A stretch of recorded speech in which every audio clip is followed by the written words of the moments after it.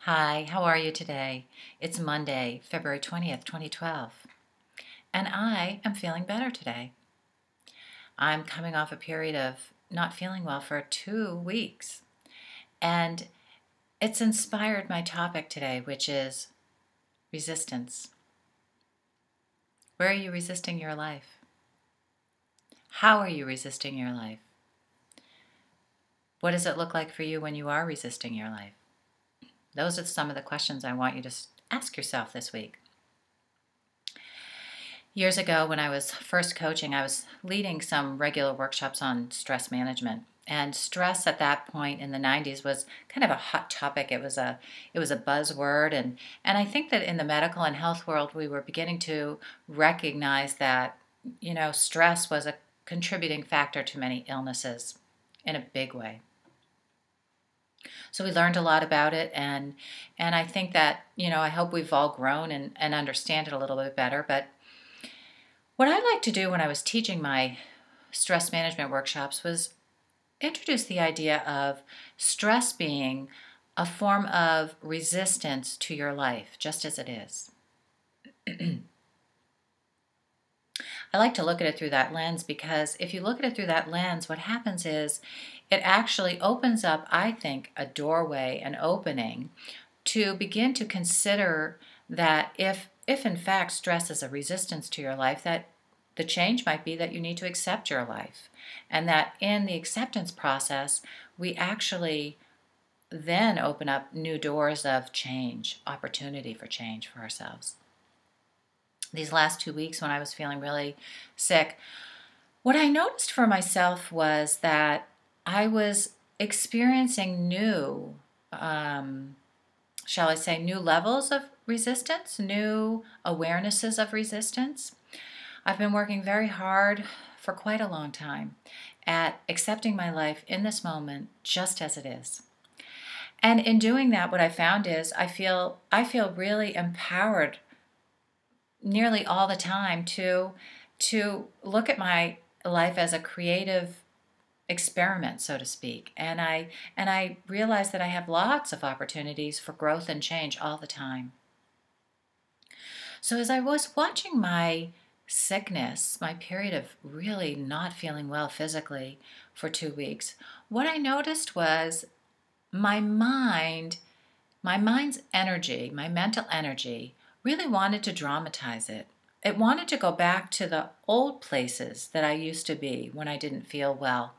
And the old places that I used to be when I didn't feel well were really I developed a lot of during the last 10 years when I was going through menopause. I had a hyperthyroid condition, and I really had a lot of periods of illness and imbalance and not feeling well. I was also living a period of my life when I really had to work. I was raising my kids and I was keeping a household together, and I needed my job. I needed to work and make money. So I had kind of a semi-resistance to not feeling well, is what I would say. I would accept that I wasn't feeling well. I would accept that I was going through a period of my life of fluctuation and imbalance and not overall not well. And yet I didn't like it. I didn't like not feeling well.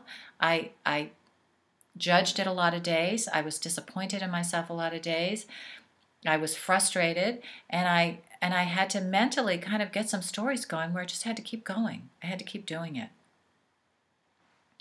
So during this last 2 weeks, when I was able to really let go a little bit more and just be with my sickness and not feel good, I also developed the ability to really watch my mental process and the desire for my mind to attach to the old stories, which I didn't do, I'm happy to say. But I also noticed, as I didn't resist at that level, that I didn't suffer so much in not feeling well. I simply noticed that my physical being felt very heavy and very tired. And when I had a headache, I had a headache. When I had a stomach ache, I had a stomach ache. And it wasn't so dramatic. It wasn't so painful to go through. And instead, with the lack of resistance, I also was very aware of kind of an inner peace with not feeling well. Yes, I didn't feel good, but I was peaceful with it. I was okay with it. I was accepting it just for what it was.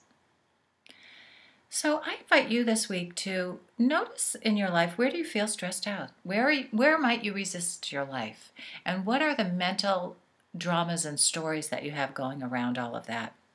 And as you do that, instead of focusing on the places in your outer life that you're resisting, come back here and bring it into your inner world. Notice what your experience of resistance really feels like. What are the mind stories that are going on there? What are the emotional energies that are connected to your experience of resistance or stress? You might find that you're going to learn a lot about your life and yourself by just paying attention to the resistance and the stress and the way you're doing it in your life. And through that kind of acceptance and that new experience, you also open up a doorway to the possibility of change. Because when we're not resisting and we're accepting our life just as it is in this moment, what we do is we also tap into our creative energy in a different and a new kind of way. And it's that kind of creative energy that drives us to come up with practical and new solutions for change, which is really what we want ultimately. And if we don't want change, what we really want is peace, usually. So either way, we find our way to a good outcome. So pay attention this week. See what's going on with your stress. See what's going on with your resistance. Gather up some good information inside yourself. See what you might discover. Have a good week.